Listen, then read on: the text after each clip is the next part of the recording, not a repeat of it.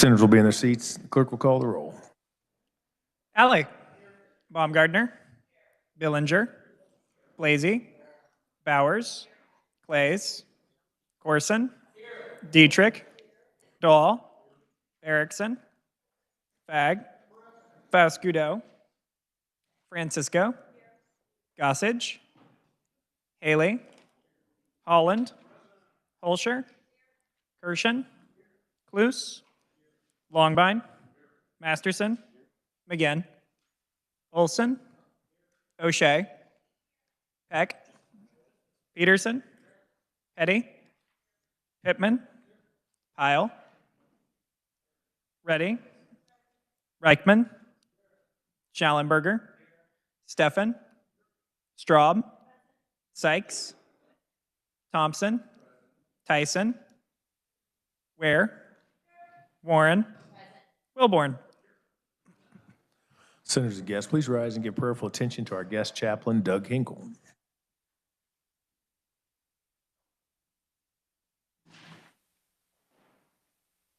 Please pray with me. Heavenly Father, we have a problem. You put us together, but we're not together. There's diversity in who we are, where we came from, what we want to achieve, and how we want to achieve it. Father, we see that diversity is such a reality, and that in your creative ability, even identical twins are not really identical. So, Lord, the problem we have is in determining not to look at our diversities as division and as divisive. Cause us to see them rather as opportunities to broaden the borders of our viewpoints. Cause us to understand that even when we don't think alike, look alike, or like the same things, we can start looking at things through the eyes of others. Cause us to begin looking at others from that perspective. Father, in your word, you remind us of the harmony, despite diversity in the human body. Likewise, in this legislative body, as diverse as we are, you have put us all together with a need for each other. Like the eye and the hand work together, despite their differences, you brought this legislative body of diverse people together to improve our state.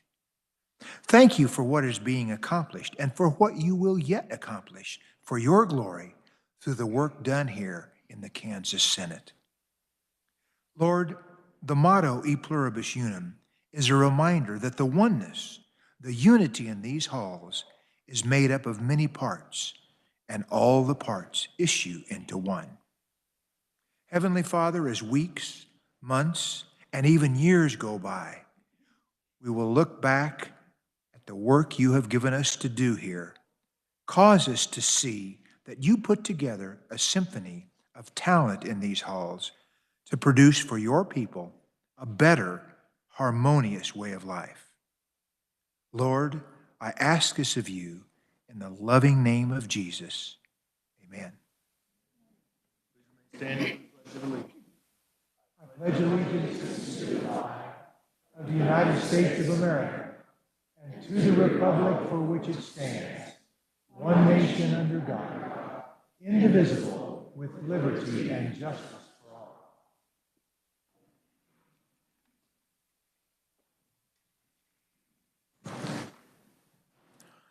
Please note references to bills on page 1 of the calendar. Messages from the House. Clerk will read.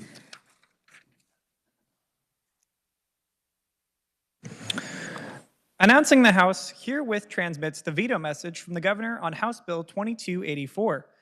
A motion was made that House Bill 2284 be passed, notwithstanding the Governor's veto. By a vote of 81 yeas and 42 nays, the motion failed to receive the required 2/3 constitutional majority of the elected members of the appointed House of Representatives, and the veto was sustained. Announcing passage of House Bill 2760, an act concerning veterans and military. We're now ready for final action on yesterday's work. On this roll call, we will take the following. The consent calendar bills on page 2, SB 399 and SB 424, And the bills on page 3, SB 292, SB 384, and House Bill 2392. Clerk will read the titles. Senate Bill 399, an act concerning motor vehicles. Senate Bill 424, an act concerning the Kansas Plain Coordinate System Act. Senate Bill 292, an act concerning veterans and military. Senate Bill 384, an act concerning health and health care. And House Bill 2392, an act concerning veterans and military. Clerk will call the roll. Alley. Baumgardner. Billinger. Lazy. Bowers. Clays. Corson. Dietrich. Dahl. Erickson. Bag. Vascudo. Francisco. Gossage. Haley. Holland. Hulscher. Kirshen. Cluse. Longbine. Masterson. McGinn. Olson. O'Shea. Heck. Peterson. Petty. Pittman. Pyle.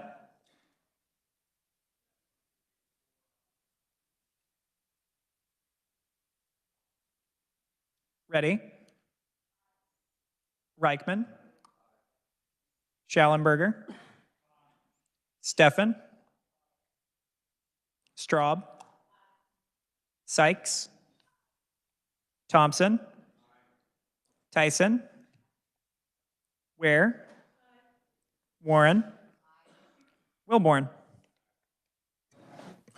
Has every senator had an opportunity to vote? By the way, we're going to hold Senator Faustido is in the building, and she'll be up. So I'll take, does any senator wish to explain their vote? Seeing none, we'll hold the roll for just a minute.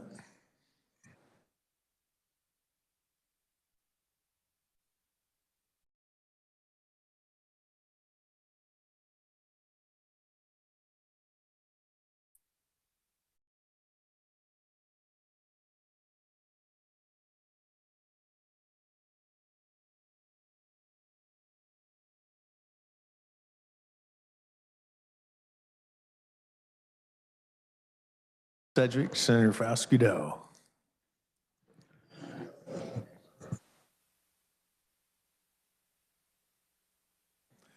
Any further changes or explanations?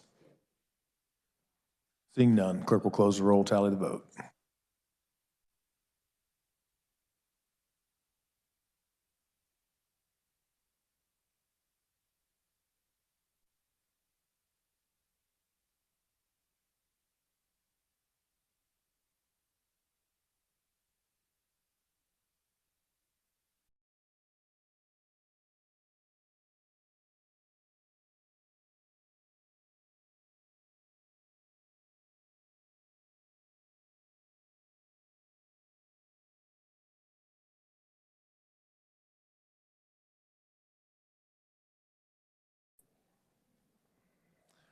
Forty having voted in favor and none opposed to the passage of Senate Bill 292, Senate Bill 424, House Bill 2392, and Senate Bill 399. 39 in favor and none opposed to the passage of Senate Bill 384. These measures having reached the constitutional majority are hereby declared passed.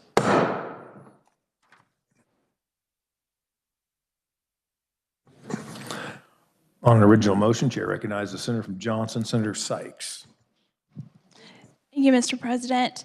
Pursuant to Senate Bill 11B, I move to withdraw Senate Bill number 377 from the Committee on Assessment and Taxation for the reason that now the flat tax has failed for the second year in a row.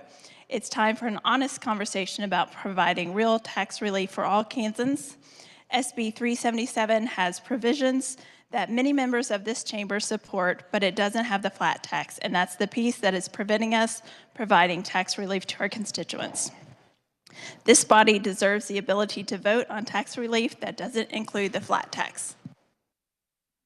You heard the motion. All those in favor say aye. Opposed, no. Point of order.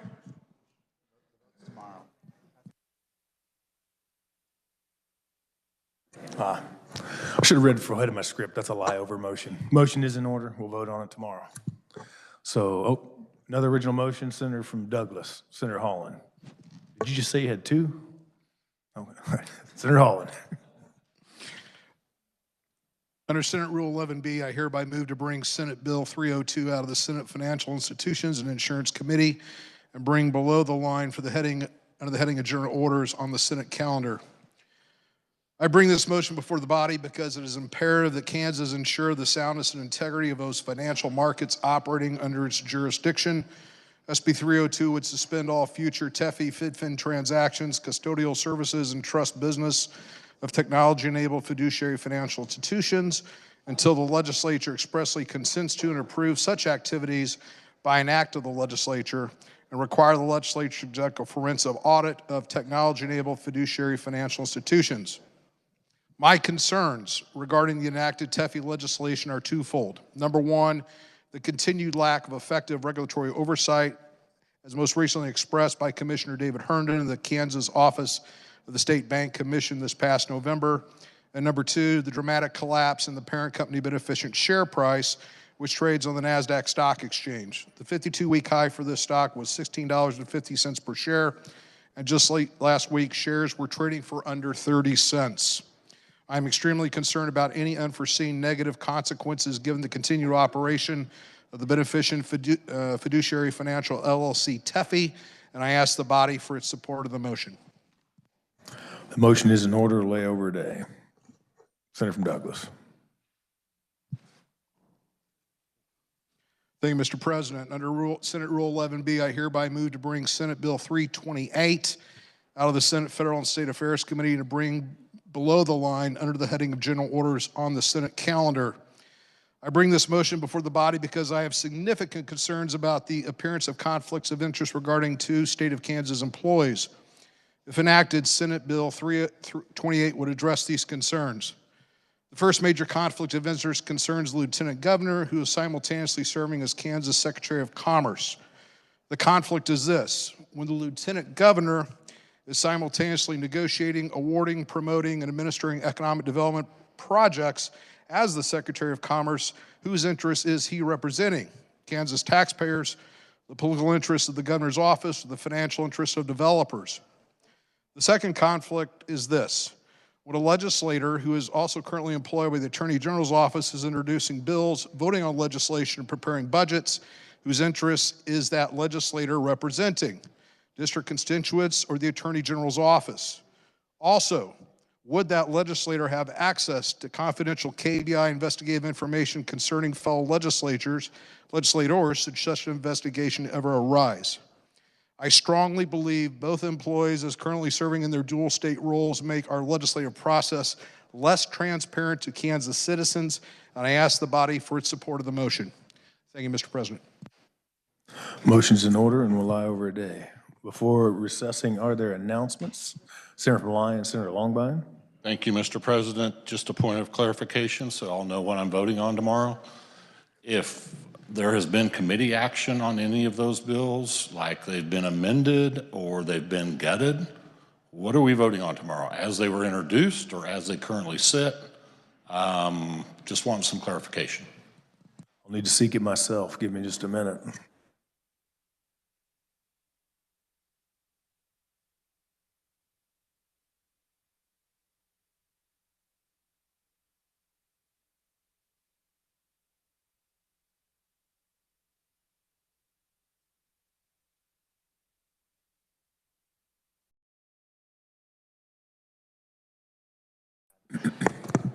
All right, I think I agree. So it would be, depending on since we're in the second biennium, you have a couple potential options. If the bill was introduced that way and has resided in your committee the entire time, it would be the original bill. If it has been amended in some way and we've read in a committee report on it, and then it was sent back to committee or in some other posture, it would be whatever that latest report was on the bill. So at this point, And I'm not familiar with the posture of these three, but I'm assuming it's going to be the original. And we'll go over that. We'll have, since it lays over, we can talk about it in caucus, that type of thing. Senator from Lynn, Senator Tyson.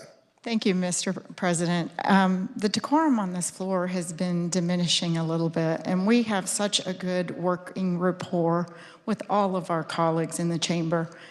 I would ask that people not imply dishonesty or other words when they're working legislation. Thank you, Mr. President. Further announcements before we recess? Seeing none, Chair recognizes the Majority Leader from Cali, Senator Alley.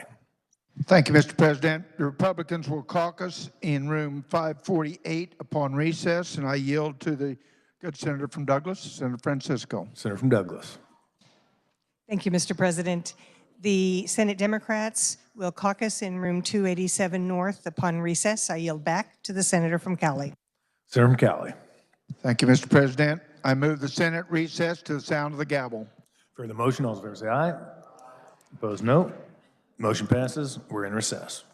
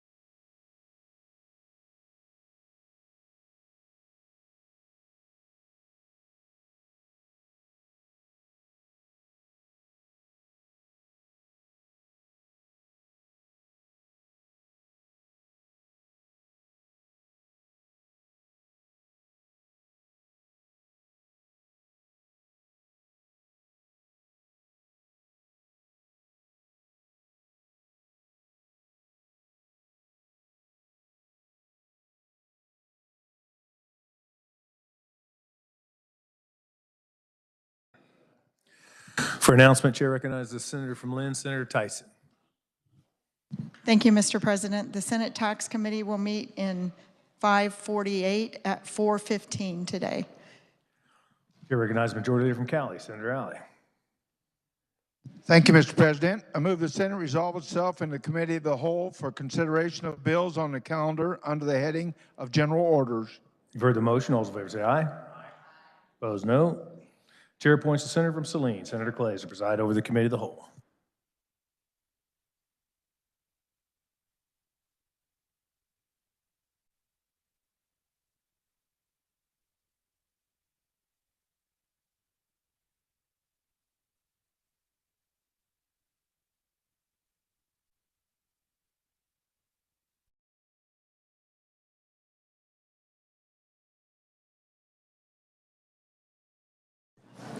The Senate, having resolved itself into the Committee of the Whole, will now consider those items listed on the calendar under the heading of General Orders.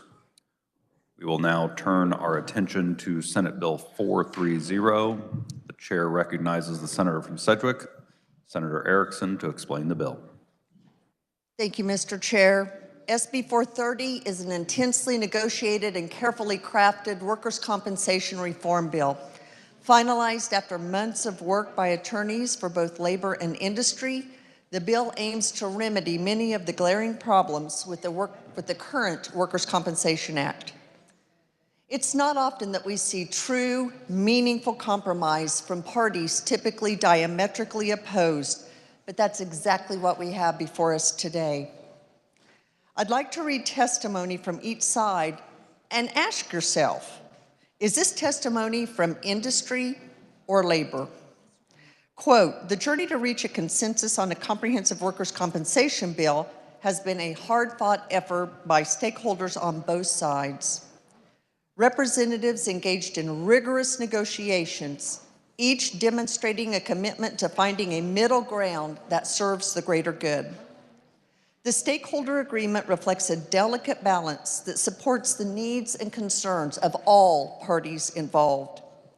As part of our negotiations to reach the proposed law before you today, we advocate for this bill to be passed in its current form without additional amendments. Any alterations risk disrupting the balance achieved, end quote. Or this quote, workers' compensation is a balancing act between the interests of industry and labor. The negotiations of SB 430 represents opposing sides of workers' compensation interests. Combined, they have over 250 years of experience litigating workers' compensation issues. They are recognized as experts by their peers and are zealous advocates for their respective clients. SB 430 represents the best compromise to ensure Kansas's workers' compensation system is fair to both employees and employers, end quote. As with any compromise, this represents give and take from both parties. And I'd like to summarize the major provisions. Most notably, there's an increase in benefits. The most prominent change increases the caps on benefits, which were last raised in 2011. The death benefit goes from $300,000 to $500,000. Permanent total disability goes from $155,000, which if it wasn't the lowest, it's one of the lowest in the country. And it goes from $155,000 to $400,000. Temporary total disability and permanent and temporary partial disability go from $130,000 to $225,000. And functional only goes from $75,000 to $100,000. There's also an automatic increase in the caps beginning on July 1st of 2027, based on a 5-year average of the percentage change in the state average weekly wage. In addition to these increase in benefits, there are also reduction in costs. SB 430 preserves the prevailing factor standard, which requires claimants to prove the work incident is the primary factor as to a worker's eligibility for benefits. The bill confirms the 6th edition of the American Medical Association's Guides to the Evaluation of Impairment as the standard for determining impairment. And court-ordered independent medical evaluations are limited, and this reduces costs and speeds up the process. Finally, there are some administrative changes that include a provision for the free exchange of medical reports. Notice of injury requirement is clarified. This also allows parties to resolve a claim in writing without having to do an evidentiary hearing. The definition of registered mail now includes email with proof of delivery or fax with proof of receipt. Medical testimony can now be presented to the judge without a deposition under certain circumstances. And due to a shortage of court reporters, hearings may now be recorded and transcribed. And these administrative changes, they make the process more streamlined, faster, and efficient, which saves businesses time and money, and employees get the services they need quicker as well. There are many other provisions in the bill that I'm happy to address, but with that, Mr. Chair, I'll stand for questions. Questions for the senator from Sedgwick, Senator from Leavenworth, Senator Pittman. Thank you, Mr. Chair. I just want to stand in strong support of this bill. It's pro-worker, pro-business, and I thank all the parties that came together to negotiate this compromise. It's good for us, it's good for Kansas, it's good for our constituents. Thank you, Mr. Chair. Further questions for the senator from Sedgwick? Seeing none, Senator, you may close. Thank you, Mr. Chair. I'd like to thank all of the representatives from both labor and industry who came to the table and worked tirelessly to bring this monumental compromise forward. It's a win for employees and it's a win for employers. Let's remember what Philip Slape, attorney for the Kansas Trial Lawyers Association, wrote in the first quote I read, that these negotiations demonstrated a commitment to finding a middle ground that serves the greater good. And what Tony Anderson, an attorney representing industry, wrote in the second quote that I read, that this compromise, this legislation is fair to both employers and employees, and I urge support for SB 430, and I move that when the committee rises and reports, it reports SB 430 favorably for passage. You've heard the motion. All those in favor say aye. Opposed, nay. Motion carried. We will now turn our attention to Senate Bill 420. The chair recognizes the senator from Johnson, Senator Warren, to explain the bill. Thank you, Mr. Chair. Senate Bill 420 continues this body's work in the area of protecting privacy. And what this bill is it's a bill that updates our breach of privacy law regarding the use of recording devices, and it eliminates the element of the crime that the recording device must be concealed or secret. So oftentimes now we have cameras recording that are not concealed and are not secretly recording, and by this we see drones that are doing this. Phones can simply be out in the open and taking pictures or videos, and right now our prosecutors have no way to prosecute this crime. There are many examples of employees being videotaped right out in the open in a state of undress, for instance, as they're changing uniforms to get ready for their shift, or and there's no ability to prosecute those because because the recording device is simply out in the open, your phone held out in the open. Other examples of this are babysitting cameras or other home security devices out in the open, or might be at a VRBO, and again, out in the open, not concealed, and we have no way to prosecute that crime when you're being unknowingly or without your consent recorded in a state of nudity or undress. So there are 3 words being changed in the bill, again, to delete the element of the crime that it must be a concealed camcorder, motion picture camera, or photographic camera of any type, and that the videotaping be secret. And there were no opponents to the bill. And with that, then, I will stand for questions. Questions for the senator from Johnson?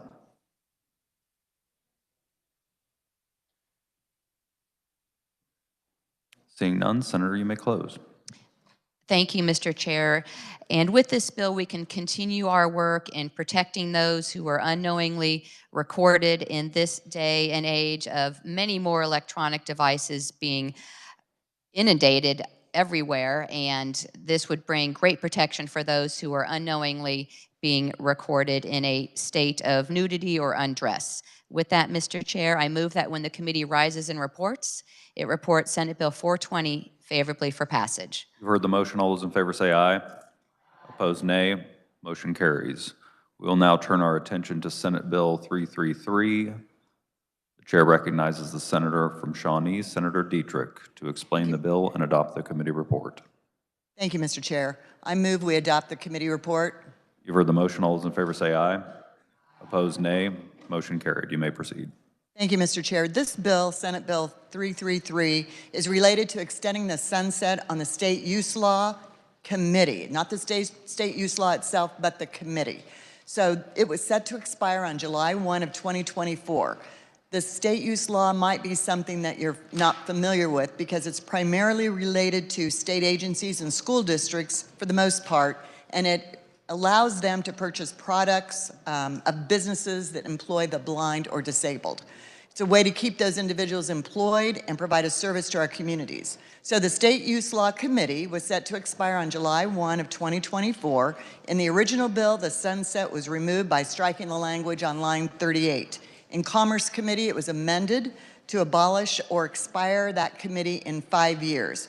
Primarily, that was so that the legislature in 2029 can revisit this bill and the committee's work. So the committee has a lot of responsibilities.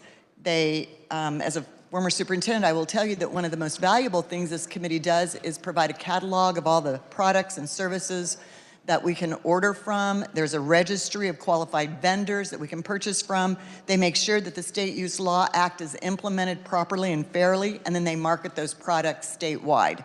So this committee that we're talking about here, the State Use Law Committee, has 9 members. They serve for 2 years, and they are appointed by various entities. And as a matter of fact, 2 legislators serve on that committee. We have a legislator in this body and one in the House.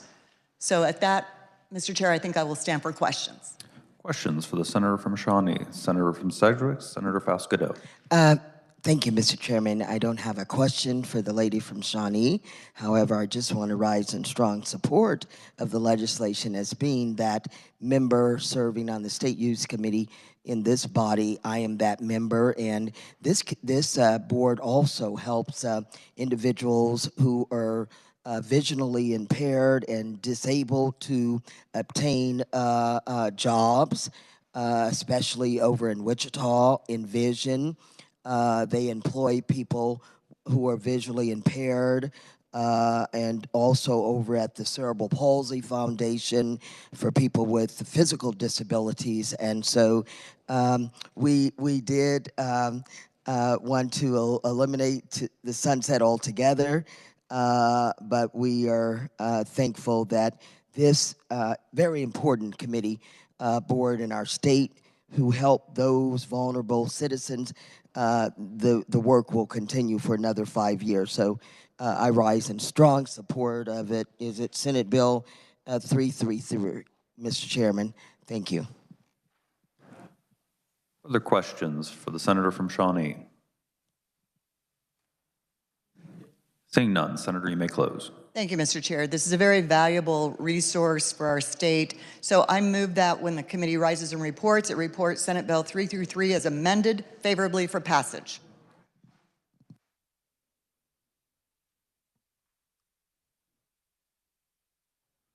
Yeah, we don't need the amendment portion since it was amended in committee. Do you want me to restate it? Restate without amendment. Thank you. Thank you, Mr. Chair. So I move that when the committee rises and reports, it reports Senate Bill 333 favorably for passage. You've heard the motion. All those in favor signify by saying aye. Aye. Opposed, nay. Motion carries. We will now move to Senate Bill 387. The chair recognizes the senator from Miami, Senator Baumgardner, to explain the bill and adopt the committee report. Thank you, Mr. Chair. I move we adopt the committee report. You've heard the motion. All those in favor say aye. Aye. Opposed, nay. Motion carried. You may continue. Thank you, Mr. Chair. Senate Bill 387 is a bill that is going to make some clarifications or add some new guardrails to the open enrollment that will go into effect this next school year. What this bill does is three different things. The first thing it does is it specifies that if a student that lives outside of the service area of a school district that has been attending that school district, they will not be required to go into the lottery system or to reapply to be students in that district because they're already being counted for and getting compensated for being a student there. It also specifies that the resident school district is not going to be required to provide transportation for any non-resident students unless otherwise required by law. And the third thing that it does is it makes certain that a school district that has opened up the lottery system that is accepting students from outside the district, they need to, by a deadline of July 30th of each year, give notice to the parents if for some reason that student has been denied enrollment. And they have to create an ability for the parent to appeal the denial through the school board, and then they may take that on to the Commissioner of Education. At this point in time, Mr. Chair, I will stand for questions. Questions for the senator from Miami, Senator from Johnson, Senator Holscher. Thank you, Mr. Chair. Yes, I do have an amendment for this bill, which has not yet arrived. So I am asking if we wish to pass over this or if we wish to have discussion. It may be a little while. We will pass over Senate Bill 387, awaiting an amendment.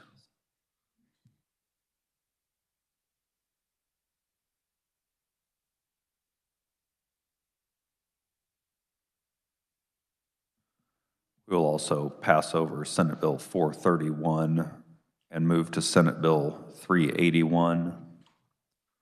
The chair will recognize the senator from Johnson, Senator Warren, to explain the bill.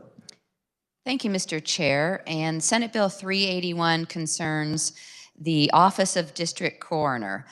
Currently, in each judicial district in Kansas, there is a district coroner.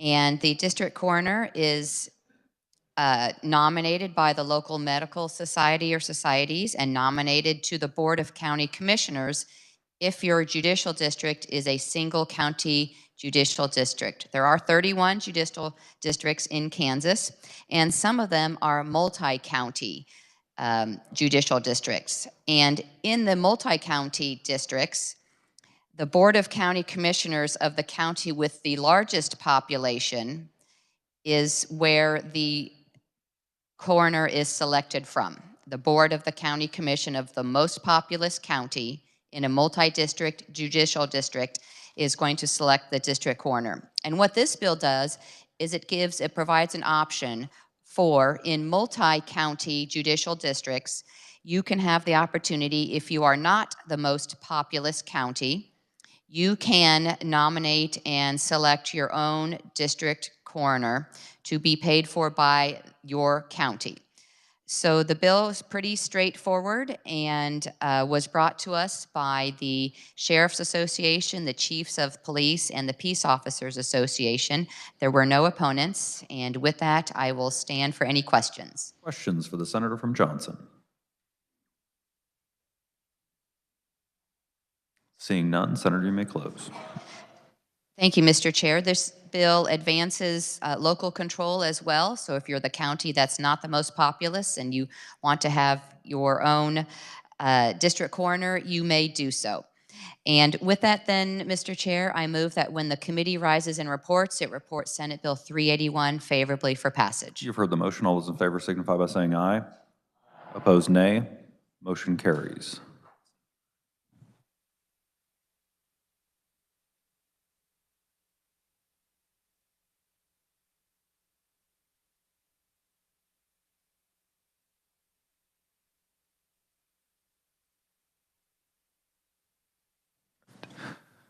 We will pass over Senate Bill 386 and it will maintain a place on the calendar. We will now move to Senate Bill 359. The chair recognizes the senator from Johnson, Senator Warren, to explain the bill and adopt the committee report. Thank you, Mr. Chair. I move we adopt the committee report. You've heard the motion. All those in favor signify by saying aye. Opposed, nay. Motion carries. You may continue. Thank you, Mr. Chair. This bill is one that I have talked about before, and it began with a phone call that I had with the Kansas City Chiefs organization pre-season, this 2023-24 season, and asking if we could bring a bill to Kansas for the Kansas City Chiefs distinctive license plate. And myself being a lifelong Chiefs fan and seeing that the unity of the community and the state and the region that the Chiefs bring, of course I said yes. And with the support of half of the senators co-sponsoring the bill, we are now here debating the bill. The bill in committee did get amended. There were two other organizations that were added to it, and one is the Sedgwick County Zoo, and the other is Sporting Kansas City. But before I move on to the amendments, I would like to share again to the body and to Kansans and others following along where the funds for the Kansas City Chiefs distinctive license plate bill will be going to. They will be going to the Hunt Family Foundation. And as you'll recall, I have explained before that the Hunt Family Foundation provides help for children's health and wellness. They have, in order to provide for a community to thrive, all children need a nurturing environment to grow and learn.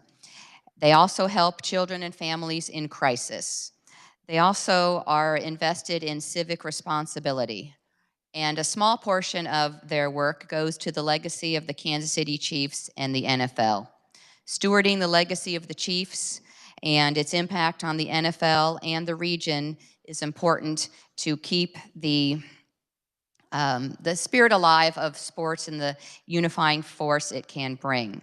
So with that, the Sedgwick County Zoo has also brought a bill, and the bill would provide for a distinctive Sedgwick County Zoo.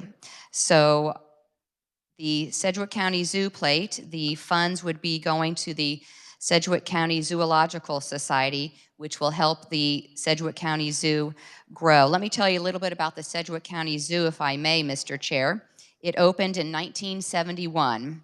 And it had just 2 domestic habitats in it for exhibits and 212 acres of undeveloped land. And it's now one of the country's top zoos and home to more than 3,000 animals and nearly 400 different species. So you can imagine their mission of bringing families together for a day at the zoo. And finally, then we have also the Sporting Kansas City license plate as well. And with that bill, the funds will be supporting the Victory Project. The Victory Project is overseen by One Goal LLC, who is the owner of Sporting Kansas City. Let me tell you just a little bit about the Victory Project. The Victory Project helps support children battling cancer. They get a day to be recognized at a sporting match, and the Victory Project also provides grants and partnerships with other organizations in the Kansas City community working with these children and their families. They also have a grant called Soccer for All, and that grant has an allocation of over $100,000 annually to organizations to ensure any child that wishes to play the sport has access to equipment, trained staff, and program resources. The Victory Project also supports the Emerging Sports Leaders Scholarship. These $5,000 scholarships are offered to graduating seniors pursuing any avenue of higher education. So with that, Madam Chair, we can see that with these 3 license plates, we are a growing community across the state, whether it's the Kansas City area or our friends in Sedgwick County. And Absolutely across the region as well. I'm sure we have regional visitors to the Sedgwick County Zoo as well as to sporting KC matches, and also, of course, our Kansas City Chiefs. And with that, Madam Chair, I will stand for questions. Good afternoon, everyone. Are there questions for the senator from Johnson? Senator Warren. Senator from Johnson, Senator Olson. Thank you, Madam Chair. I don't really have questions. I have comments. Definitely, I'll probably be getting one of these myself, and how proud of the Chiefs I am. It's incredible the last several years, but I've been a Chiefs fan all my life, and so I definitely support this bill, and I also have an amendment, and the amendment is 3265, and I'll explain that amendment when you're ready. And you have turned it in? I have turned it in. Would you like to explain your amendment or have it read? I'll explain it. It's just adding the Kansas City Royals, and it allows the Royals to approve the artwork, and then the charity of their choice would be able to benefit from the Royals. You know, I was in, I don't know, a drive-through or somewhere the other day, and I seen a blue truck, and then I'm looking, and you know, this truck had all kinds of Royals stuff and baseball stuff on it. And right now there's a lot of Chiefs fans, and there's always a lot of Chiefs fans, but you know, at the right periods, it seems like there's a lot of Royals fans too. And so I think they would like to partake in this, and so I brought this amendment. I definitely support all these sporting groups, and I also support the Royals. So there's probably some fans that are even more diehard baseball, like former players and et cetera. And so I wanted them to have that opportunity to be able to get a Chiefs or a Royals if they're that. So with that, I'll stand for questions on my amendment. Are there questions for the senator from Johnson? Senator from Johnson, Senator Warren. Thank you, Madam Chair. This is, it's an opportunity to support other Kansas City teams that are located in the Kansas City area, and it brings folks to the region. And again, there are so many divisive things that we see happening in society today that it's nice to be united around some things that we can all kind of cheer for. So thank you, Madam Chair. Senator from Finney, Senator Dahl. Thank you, Madam Chair. Supporting one Missouri team hurts. Supporting two really hurts. So I'm standing in opposition to good Senator from Johnson's amendment, and just, you know, it's Missouri. So thank you. Are there additional comments or questions? Senator from Johnson, Senator Thank Olson. you. You know, in Kansas City, we see them as our team, even though it's on the other side of the line. You know, we have NASCAR and Sporting Kansas City, and there's a lot of Missouri fans that cross over and come to us. And, you know, it also, both the teams have, you know, the great word Kansas before it says city in the name. And I think if you go anywhere around the world, you know, probably half the people in the world would think they're located in Kansas and not Missouri. But I don't have a problem having a Royals tag or a Chiefs tag. I'm proud of them both, and I think they brought a lot of good events for Kansas and Missouri to this region. I was at the World Series games, and I haven't been to the Super Bowl games, but I've been to a lot of playoff games and watched every minute of both Super Bowl and World Series. And so I think this is just another opportunity for diehard Kansas fans that support the Royals to be able to support their favorite team. And I'll probably pick the Chiefs over the Royals, but that's my own personal preference. So, Senator from Wyandotte, Senator Haley. Thank you, Madam Chair, and certainly the point is well made. It's less than a week ago, I think I was making the same argument that Senator from Johnson, Senator Olson, the bringer of the amendment, is bringing, and that is how we are known outside of this region. You say Kansas City, to many people who don't travel to our area or don't know anywhere in the country or anywhere in the world, you say, I'm from Kansas City. They don't know that the site, the host site for the Royals, as the amendment speaks to, or the Chiefs, is Missouri. They say Kansas City. In fact, former president, when the Chiefs won the Super Bowl a few years back, your former president, Madam Chair, congratulated Kansas, and it was the Kansas City Chiefs. So, I mean, whoever's hosting this stadium right now, and it happens to be Missouri, and we do pay taxes, by the way, in Kansas for these teams that have uplifted the stature of our name, of the name Kansas. Kansas is uplifted because of Kansas City, be it the Royals in a winning season or losing season, certainly by the Chiefs. And I just don't want us to lose sight of the fact that they say, what's in a name? Well, when it comes to these sports teams that are recognized all over the world, they say it's Kansas. I'm sorry, I didn't mean to look at you. I really didn't mean to look at you, Senator. I meant to address the chair. But I hope we will support it because it raises the stature of our region and ourselves as Kansans to, if they so opt to have that tag listed as such. Thank you, Madam Chair. I support, obviously, the amendment and the underlying bill. Senator from Johnson, Senator Gossage.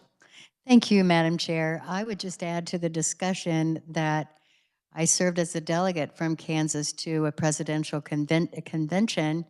And at the convention, our Missouri colleagues were very upset that the Kansas City Chiefs and the Kansas City Royals sent shirts for the Kansas delegation to wear. Thought I'd just throw that in.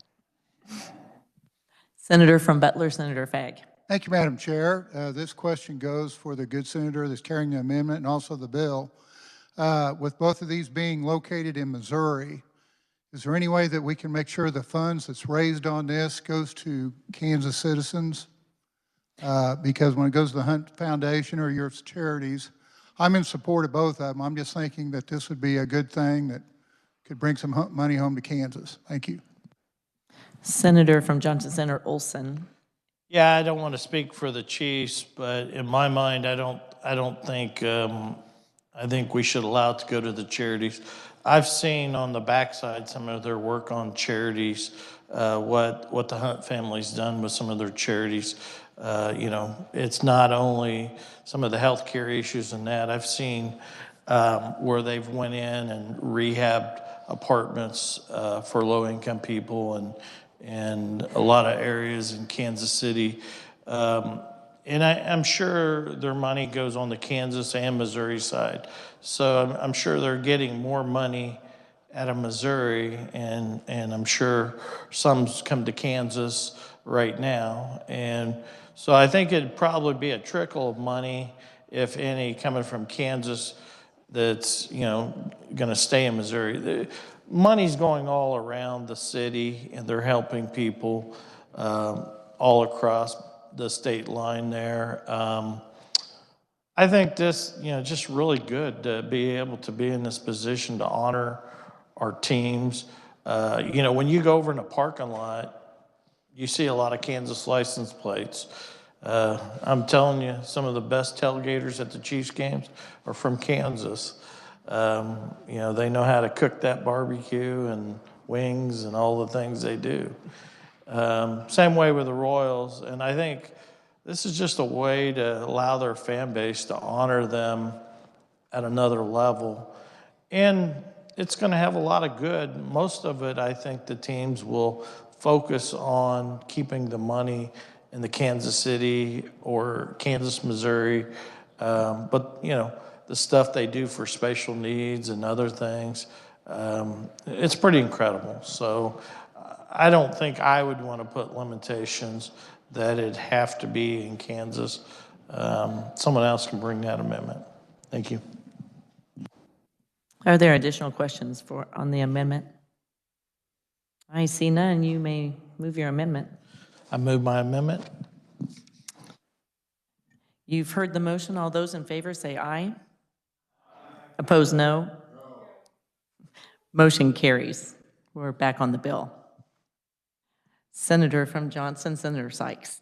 Thank you, Madam Chair. I too think this is a great bill and has some community pride.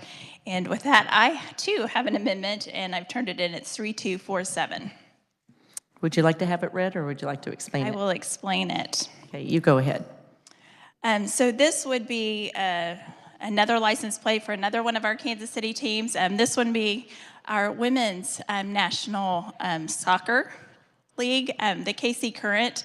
And I was on the phone last night with their owners, and that's Angie Long and Chris Long and Brittany Mahomes and Patrick Mahomes. And I think the trajectory of women's sports is on the rise. Viewership is increasing, revenue numbers are kicking down records, and investment right in Kansas City continues to soar. So this year, Kansas City will be the first city to have a stadium built specifically for a professional women's sports team. So when the Currents kick off their season this year on March 16th at the CPKC Stadium, it's really a moment in history for women's sports. So I hope that we can support this. The proceeds go, so actually KC Current, their partner is the United Way of Kansas City, and that's who is on their jerseys. So I think this is a great time. They're putting priority on taking care of investing in female athletes, and so that's why I'm offering this amendment. Are there questions on the amendment? I see none. You may close your amendment. With that, I move my amendment. You've all heard the motion. All those in favor say aye. Those opposed, no. Motion carries. We're back on the bill. Senator from Johnson, Senator Warren. Madam Chair, there's another amendment coming, so could we hold on this and come back to it? Yes, that would be fine, Senator Warren. Thank you, Madam Chair. So we will skip over this bill, and we are going to come back to Senate Bill 431. The chair recognizes Senator from Sedgwick, Senator Blasey, to explain the bill. Thank you, Madam Chair. Senate Bill 431 passed out of the Senate Federal and State Affairs Committee unanimously last week, but the committee felt the story of this remarkable Kansan was just too important to place on the consent calendar. So today we pay tribute with this legislation to a remarkable man, Father Emil Capon, whose extraordinary life and selfless sacrifice have left an indelible mark on the hearts of those who knew him and on the chronicles of history. Father Capon was not only a dedicated priest, but also a courageous military chaplain whose bravery, compassion, and unwavering faith in the face of adversity have inspired countless individuals across generations. Born in a small town of Pilsen, Kansas in Marion County in 1916, Father Capon felt the call to serve both God and country from a young age. His journey of faith and service took him far from his humble beginnings into the tumultuous arenas of World War II and the Korean War.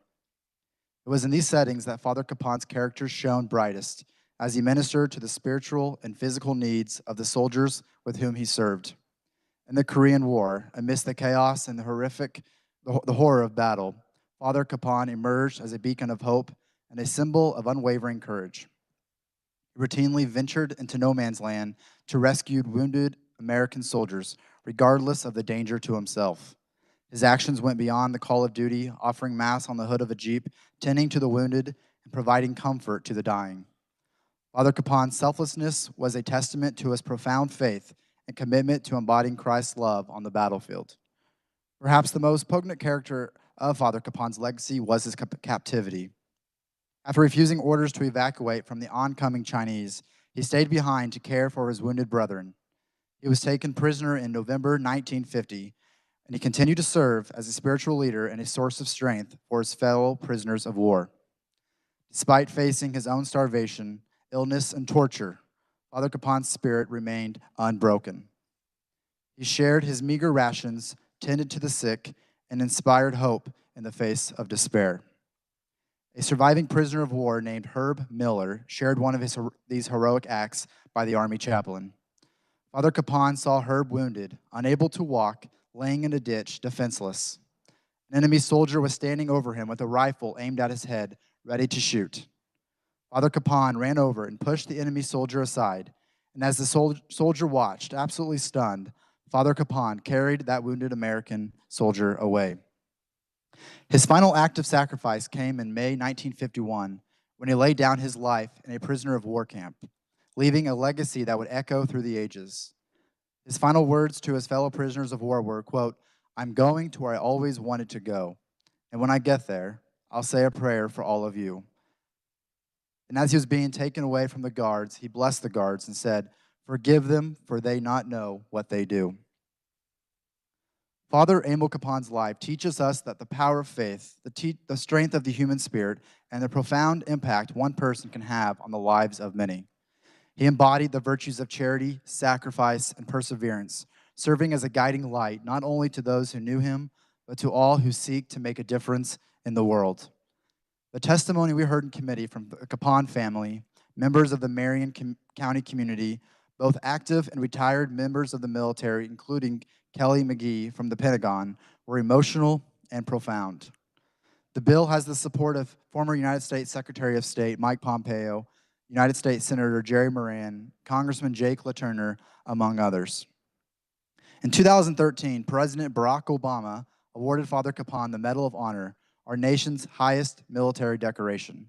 And at that ceremony, Obama said Father Capon is, quote, "an American soldier who didn't fire a gun, but who wielded the mightiest weapon of all, a love for his brothers so pure that he was willing to die so that they might live." In 2021, after missing for 70 years, Father Capon's body was recovered and sent home to Kansas, where his funeral had over 5,000 participants. His flag-draped casket was carried by horse-drawn carriage down the streets of downtown Topeka as thousands lined up to pay their respects for this American hero. He is buried at the Cathedral of the Immaculate Conception in Wichita, and on the day of his funeral, Governor Laura Kelly declared September 29, 2021 as Father Emil Capon Day. In 2022, our state's entire congressional delegation sponsored legislation to rename the Harrington, Kansas post office after him, which is law today. So, Madam Chair, as we honor Father Capon's memory today and for generations to come, with a memorial in his honor, let us be inspired by his example to live our lives with courage, compassion, and conviction. Let us strive to serve others selflessly, to face adversity with faith, and to contribute to the greater good, just as he did. Father Emil Capon's legacy is a call to action, a reminder that we, too, can make a profound difference in the world through acts of love, service, and sacrifice. With that, Madam Chair, I will stand for questions. Are there questions for the senator from Sedgwick, Senator Blasey? I see none. You may close. Thank you, Madam Chair. I move that when the committee rises and reports, the report Senate Bill 431 favorably for passage. You've heard the motion. All those in favor say aye. Aye. Opposed, no. Motion carries.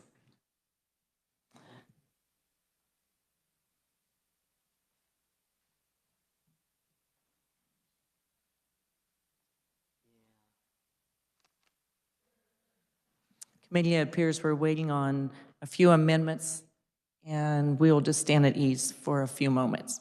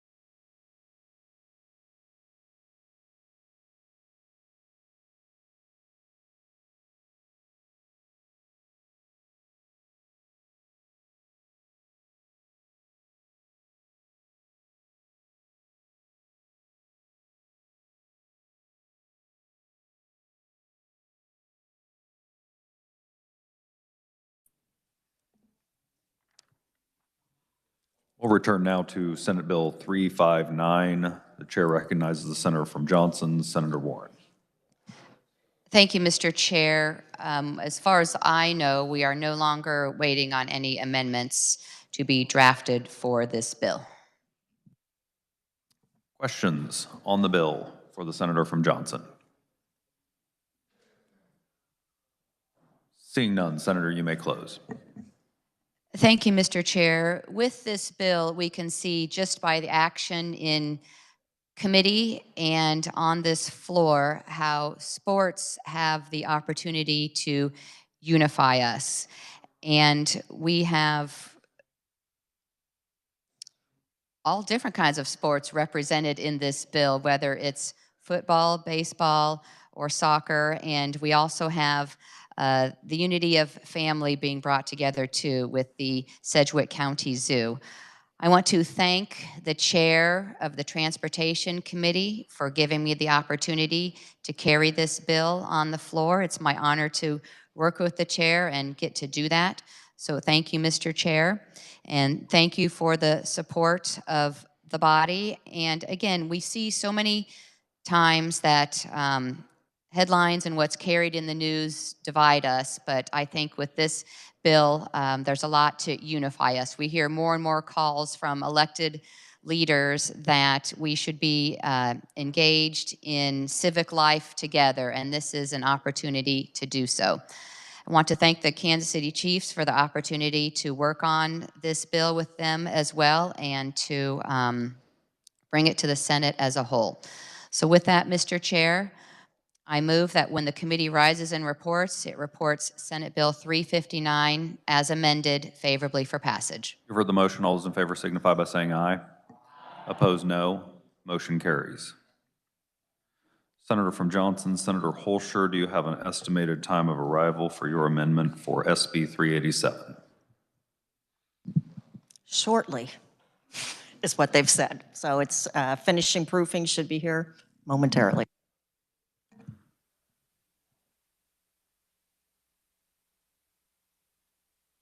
The Senate will stand at ease as we await the amendment for Senate Bill 387.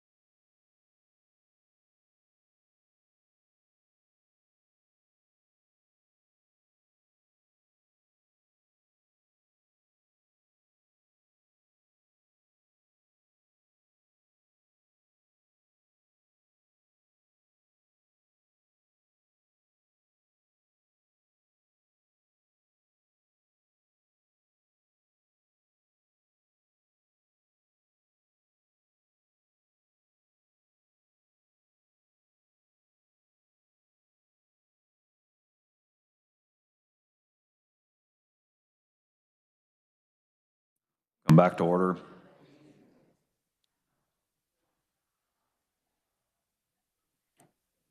We are on Senate Bill 387. The senator from Miami, Senator Baumgardner, standing. The senator from Johnson, Senator Holscher, is recognized with an amendment. Yes, thank you. I do have an amendment. It is 3285. It's been handed in. We'll allow a moment for it to be handed out. So close.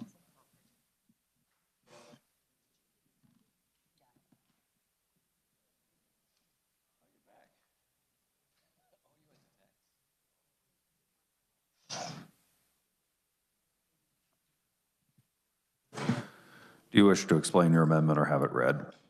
I'll have it read. Or actually, I'll explain it. Sorry. Yeah. Senator, you are recognized to explain your amendment. Thank you. Yes, when we passed as a legislative body HB 2567 in 2022, it was a provision that none of our school districts had asked for or supported. And since then, with the open enrollment process, we've had a whole lot of issues. In fact, today already we were scheduled to work 2 different bills dealing with the topic to try to address some of the issues. Additionally, I think all of us, I know in Johnson County, have heard from our district superintendents regarding different problems and issues with the open enrollment process and the complications it has caused. So this amendment would essentially give back local control to our school districts prior to what was in place prior to 2022 when we voted for HB 2567. Questions on the amendment? Senator from Miami, Senator Baumgardner. Thank you, Mr. Chair. So the carrier of this amendment, did I hear her indicate that superintendents were opposed to this? And my second question, did I hear that we had 2 bills about open enrollment today? Senator from Johnson. Thank you. My understanding is there were 2 bills scheduled here that deal with different provisions in regard to open enrollment. We've passed over one. There's been other discussion too in regards to other issues that have to be addressed with open enrollment. My understanding is from when we started with the bill initially back in 2022, it was not something that school districts had asked for or that superintendents had asked for. Or districts themselves had asked for. Senator from Miami. Thank you very much, Mr. Chair. We did skip over Senate Bill 386. It has nothing to do with open enrollment. So that would not be factual. With regard to open enrollment, in fact, many school district superintendents are looking forward to open enrollment. They are looking forward to the opportunity which Senate Bill 386 will allow them to have funding for current enrollment. We have addressed the issues of concern that were brought to us, and those are all being addressed in Senate Bill 387. So, you know, when the reference to House Bill 2567, that was signed into law. It was not vetoed by the governor, it was signed into law. In fact, it was the governor's ask that we delay it for 1 year, and we did. And that year is coming up this next school year. School districts are ready for open enrollment. In fact, there were school districts that said, we've been doing this for some time, but now the others know how it is that we're going about doing that. Senator from Johnson. Yes, school districts have been doing this for some time, so there really was no reason for the legislative body to interfere because school districts have been able to set up their own process and have done so. We have kind of complicated the process by interjecting ourselves into it. And I do know when we held the Johnson County delegation with the various school districts, as well as the Blue Valley breakfast earlier in the year, there were lots of concerns brought up about the open enrollment process and the fact that staff and manpower are having to be used to oversee the whole process. When in the past, when it was just the local school district in charge, they had their processes in place. So like I said, it's led to a more complicated process. Senator from Miami, do you have further questions? I don't have any further questions. I will simply remind the body that the process allows every kid, every family in the state of Kansas to know that there is that process, and for each school district to know what the process is. We have addressed the concerns that school districts had. We have clarified the questions and the false allegations that were made by Kansas Association of School Boards. They indicated to school districts that students that had been attending that lived outside of the service area, those students that had been attending, that they would have to reapply and have to get into that process, even though that was never intended, was made what we thought was clear in the bill. But the base bill that we have before us codifies, makes it abundantly clear that if a student who lives outside of the service area has been attending, they may continue to attend. They don't need to go through a lottery process if there's limited space. We allayed the concerns of superintendents that, what if we don't have classroom space? What if this might make our classroom size too large? That they would determine for every building what the capacity was, if in fact there was capacity for additional students.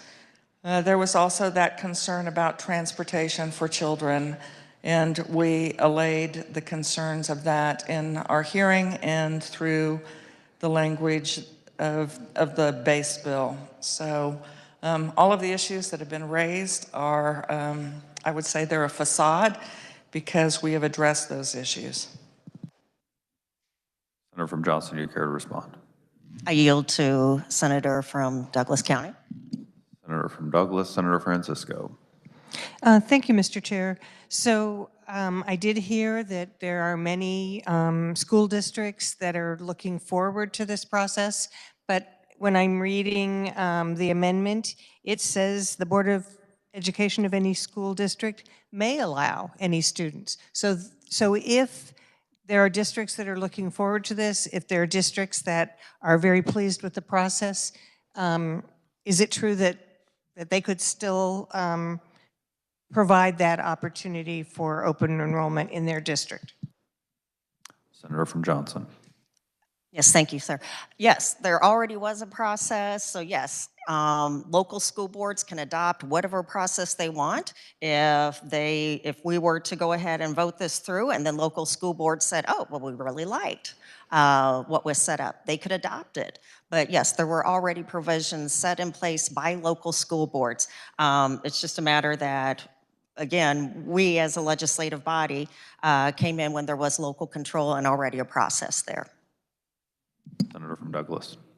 Thank you, Mr. Chair. So I also understand, and we discussed in caucus, that 387 does address some of the concerns, but I also am worried that it brings up a new one, and that's that if an application by a non-resident student is denied by the school district, the parent or person acting as parent may appeal, and then if that's unsuccessful, they may have another appeal. And so we're adding some complexity.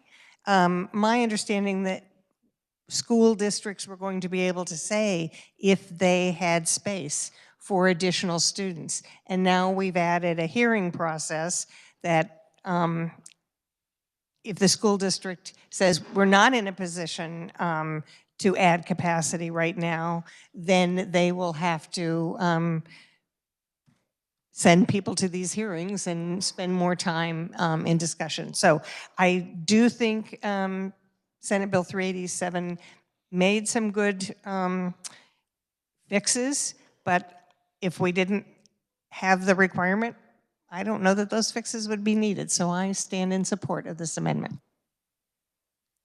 The yield returns to the senator from Johnson, Senator Holscher. I yield to the senator from Manhattan. Riley. Thank you, Riley. Senator from Riley, Senator Reddy. Thank you, Mr. Chairman.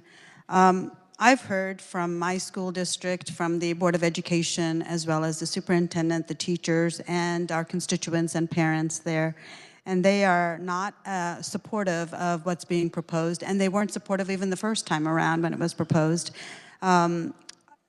The Board of Education are elected officials for each of those school districts. And they are in charge of not only classroom sizes, but staff and busing and everything else that goes with being part of a school district. And I think this adds a complication or a bureaucracy that's unnecessary when they're trying to make decisions. And sometimes these end up being somewhat of an unfunded mandates or adding layers to where now you can appeal to two different ways to appeal a process that may not even be necessary in most of these instances. So I wanted to say I am supportive of the amendment before us, and I do think this belongs with local control, with our school districts in each of our areas. Thank you. The yield returns to the senator from Johnson. Thank you. Yes, as outlined, there already was a process in place. This essentially gives local control back to our local school districts to allow them to make the decisions in regard to their open enrollment process, which many of them already had adopted. Again, just gives back the local control to the local school boards where they can make the decision that makes the most sense for their districts. Further questions on the amendment? Senator from Sedgwick, Senator Fauske-Deau. Thank you, Mr. Chairman. So if the lady from Johnson she made a comment earlier that her amendment would take it back to where it used to be in reference to the senator from Miami's question. Just for clarification, so I don't serve on the Education Committee, and just for clarification, so your opening statement was taken back to where? Please clarify. Thank you, Mr. Chairman. Senator from Johnson. Thank you. Yes, in 2022, we passed sub for HB 2567, which essentially the state legislature put in a process for open enrollment. Prior to that passage, local school districts had their provisions for local enrollment. Ours superseded, or basically was a new situation that has presented many challenges for our local school districts because, again, it took away some of that local power. So this just goes back to prior to that bill being passed, where local school districts retained the ability to set their open enrollment provisions where many of them already had. Further questions for the senator from Johnson on the amendment? Senator from Miami. Thank you very much, Mr. Chair. The senator from Johnson keeps repeating school districts already have their process. Could she cite a school district and what that process is? Senator from Johnson. Certainly. School district my children go to, they can petition to attend other high schools. They do not have to go to the high school that is right down the street from them. Senator from Miami. Thank you very much, Mr. Chair. That is within a district. That isn't the opportunity for a child that lives outside of the district service area. So what would the process be for a parent to know if there were any positions open for an elementary child, a middle school child, or a high school child in a given district? Senator from Johnson. Yes, thank you for the question. I do have a friend who now lives in Blue Valley. Her child still attends school in the Olathe School District, went through the petition process to have her child attend school there. She is not an employee of the district. Senator from Miami. Thank you, Mr. Chair. That would be an example of grandfathering a student that was already in a district. If the family moved out, they would continue to keep that child within the same district, and that would allow the district to maintain that funding. That would not be an example of what the legislation that was passed 2 years ago in House Bill 2567. Further questions for the senator from Johnson?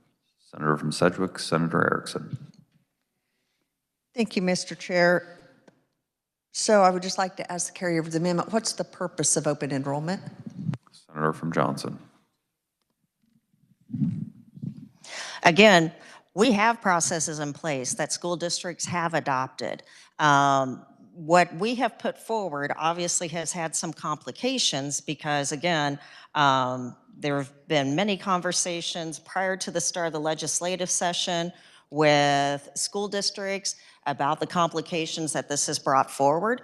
So this doesn't do away with the ability of a school district to have open enrollment. But again, allow the local districts to make the decision on that. They are the ones closest to the situation. Senator from Sedgwick. Thank you, Mr. Chair. What I'm hearing is, boy, it causes some inconvenience for the school system. The purpose of open enrollment is to provide opportunities for students, and that's because not all school districts offer the same programs, the same opportunities. When we talk about individualized education, that means that if there's a program or a course of study or an activity that my child needs and can benefit from that's not offered in my district and the neighboring district provides it, I have an opportunity. If the local school board determines that there's capacity and I apply and I'm accepted to that. This does not take away local control. What it does is open up opportunities for students, which is what I thought that the education system was to do, is to help all students meet their individual needs. Thank you, Mr. Chair. I will not be supporting this amendment. Senator from Johnson, do you care to respond? Yeah, I will just say that most districts already had and do have an inter-district transfer policy. Those policies are publicly available. Maybe people don't know about them, but those policies have existed. Further questions for the senator from Johnson on the amendment? Seeing none, Senator, you may close on your amendment. Thank you. Yes, again, this does not do away with the ability of having open enrollment. This just returns that ability to craft those plans more closely to the local districts.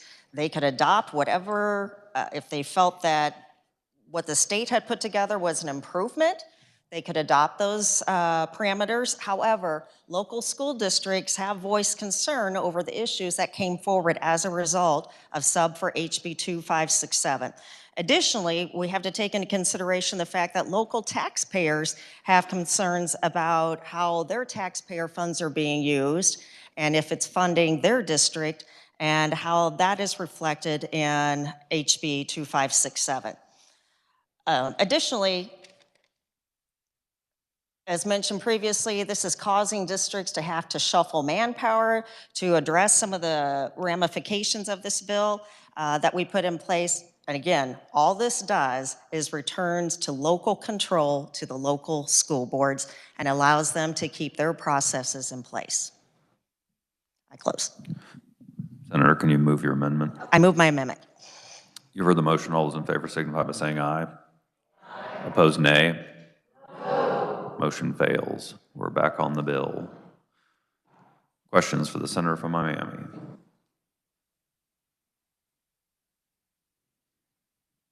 Seeing none, Senator, you may close. Thank you very much, Mr. Chair.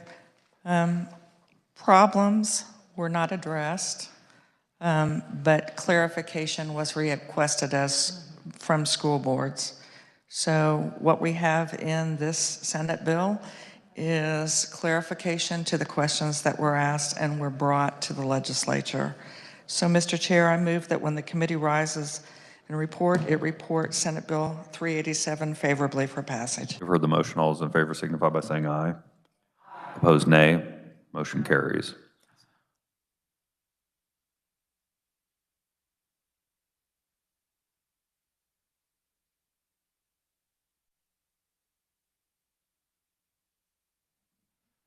The chair recognizes the Senate President from...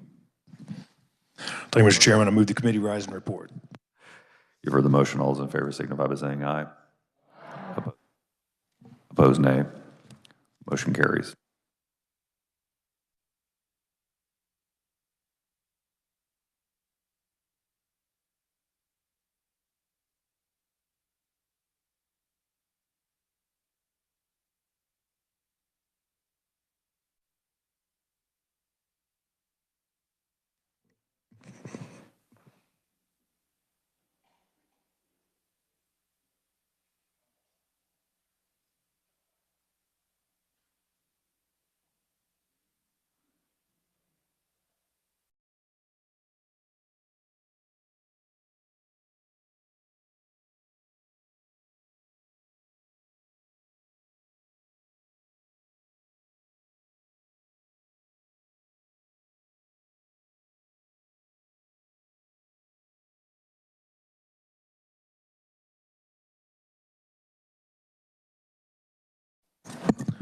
Clerk will read the committee report. On motion of Senator Alley, the Senate resolved itself into the Committee of the Whole for consideration of bills on the calendar under the heading of General Orders with Senator Clays in the chair. Recommended, Senate Bill 333, Senate Bill 387 be amended by adoption of the committee reports and the bills be passed as amended. Senate Bill 430, Senate Bill 420, Senate Bill 381, Senate Bill 431 be passed. Senate Bill 359 be amended by the adoption of the committee report, be amended on motion of Senators Olson and Sykes, and the bill be passed as further amended. Senate Bill 386 be passed over and retain a place on the calendar. Chair recognizes the senator from Saline, Senator Clays, for adoption of the report. I move adoption of the committee report. For the motion, all those in favor say aye. Opposed, no. Motion carried. Introduction of bills and concurrent resolutions. Clerk will read.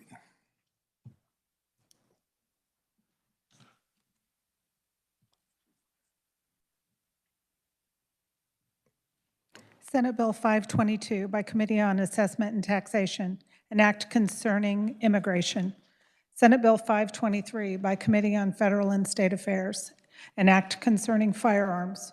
Senate Bill 524 by Committee on Ways and Means, an act concerning irrigation districts.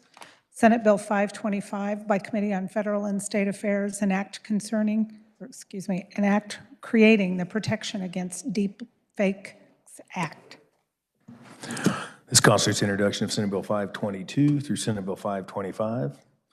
Reports of standing committees. Clerk will read.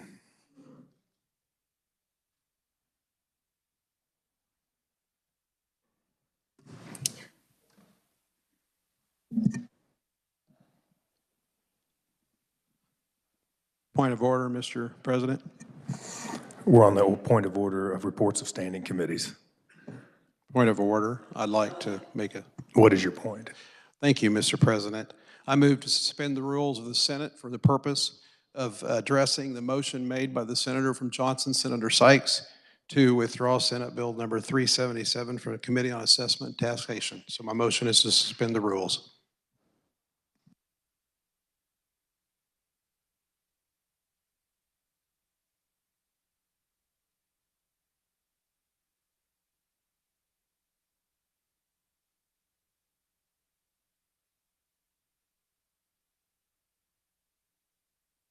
Point of order, Mr. President.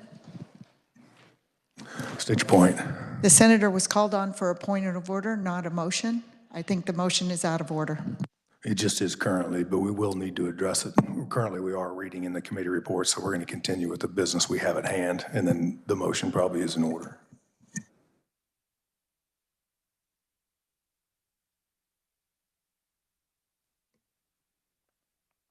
Mr. President, the Committee on Transportation recommends Senate Bill 426 be amended and the bill be passed as amended. Mr. President, the Committee on Judiciary recommends Senate Bill 473 be passed. Mr. President, the Committee on Agriculture and Natural Resources recommends Senate Bill 417 be amended and the bill be passed as amended. Mr. President, the Committee on Public Health and Welfare recommends Senate Bill 433 be passed. Mr. President, the Committee on Financial Institutions and Insurance recommends House Bill 2105 be amended and the bill be passed as amended. Mr. President, the Committee on Financial Institutions and Insurance recommends House Bill 2247 be amended by substituting with a new bill to be designated as Senate substitute for House Bill number 2247, and the bill be passed. The Committee on Transportation recommends Senate Bill 462 be passed. Mr. President, the Committee on Utilities recommends Senate Bill 455 be amended and the bill be passed as amended. Mr. President, the Committee on Commerce recommends Senate Bill 467 be passed. Mr. President, the Committee on Education recommends Senate Bill 407 be amended and the bill be passed as amended. Mr. President, the Committee on Education recommends Senate Bill 438 be amended and the bill be passed as amended. Mr. President, the Committee on Ways and Means recommends Senate Bill 272 be amended and the bill be passed as amended. Mr. President, the Committee on Assessment and Taxation recommends Senate Bill 480 be passed. Mr. President, the Committee on Utilities recommends Senate Bill 457 be passed. Now we'll go to the Senator from Brown's motion on to suspend the rules. It's a non-debatable motion. Takes 27 to pass. All those in favor say aye. Roll call's been requested. Seeing 5 hands, roll call's in order. Just for those that may have just entered the room, this is a motion to suspend the rules. Takes 27 to pass. And clerk, an affirmative vote would suspend the rules, and a vote no would not suspend the rules. Everybody clear? We're going to wait to get the roll open.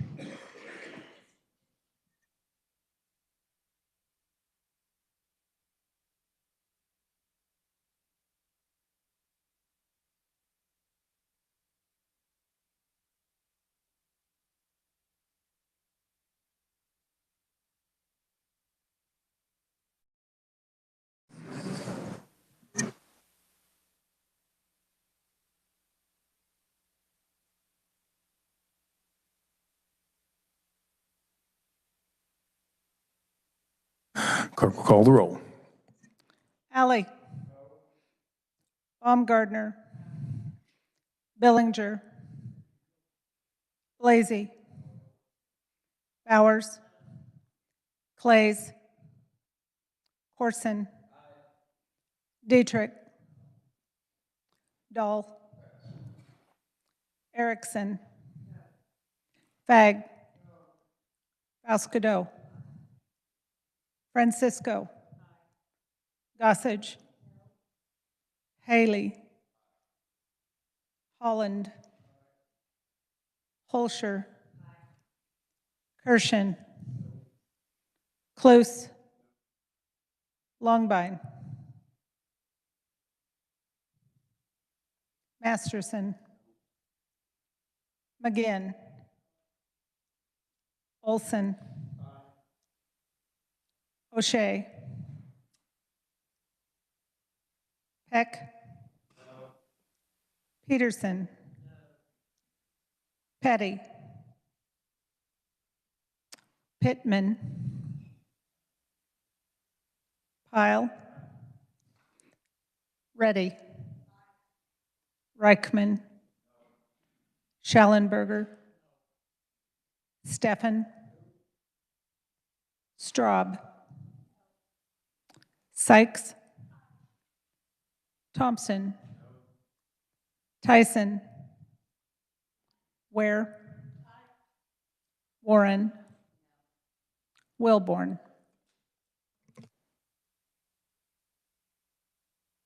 Has every senator had an opportunity to vote?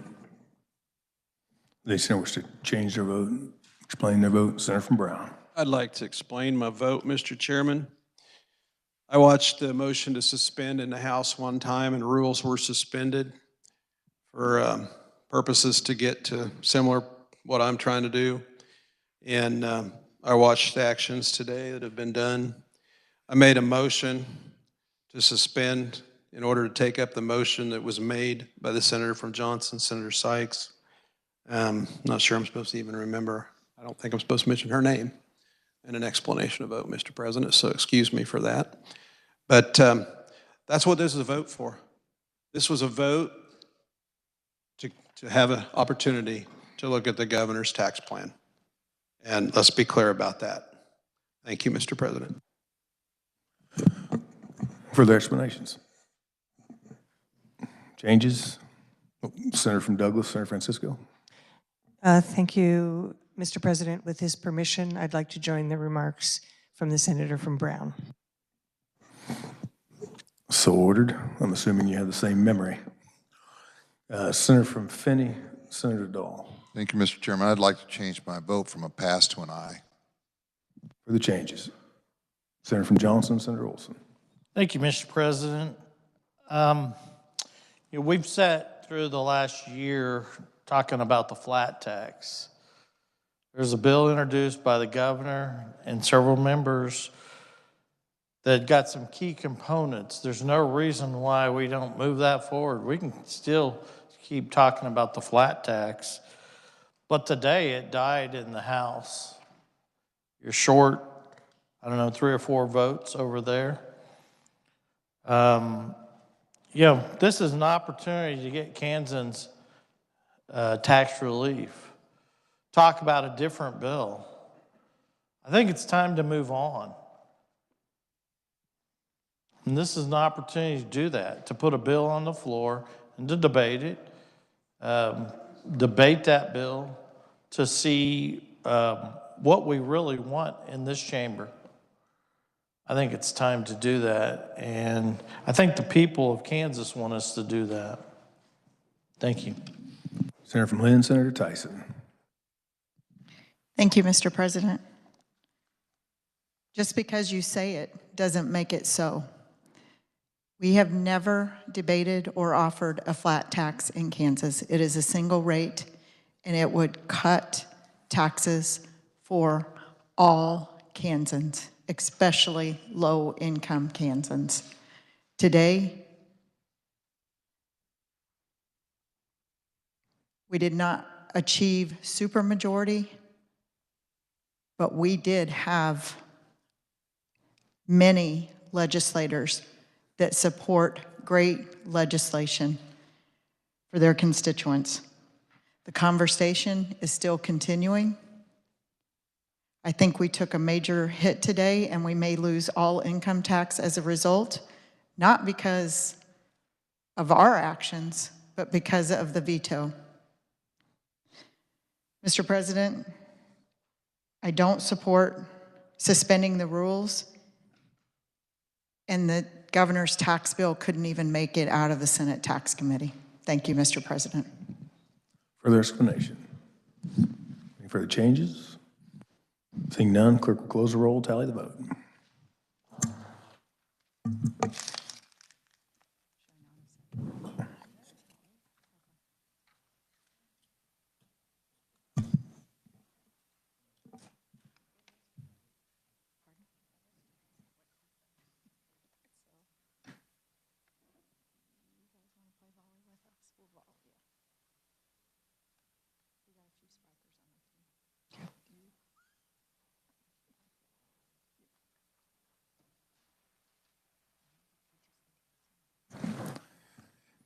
Thirteen having voted in favor and 24 opposed to the motion fails. Are there announcements before we recess? Senator from McPherson, Senator Wilburn. Thank you, Mr. President. Just a reminder, the Legislative Bible Study is tomorrow, 7 a.m. at room 142 South. Any further announcements? Senator from Fenney, Senator Dahl. Thank you, Mr. President. Tomorrow at noon, the International Rescue Committee that deals with refugees in Kansas will be in room 159 South. They will provide a lunch. I think this would be a cool thing if you have the time to attend. Thank you. Senator from Douglas, Senator Francisco. Thank you, Mr. President. The Democrats will be meeting at 9 a.m. Tomorrow morning, assuming that the session starts after that, in our room at 287 North. Again, any further announcements before we recess? For the record, we're just recessing the sound of the gavel. No more business will be taken up, just so we can read stuff in from the committees. So, seeing none, Senator from Cali, Majority Leader Alley. Thank you, Mr. President. Move the Senate recess until the sound of the gavel. For the motion, all in favor say aye. Opposed, no. Motion carries. We're in recess.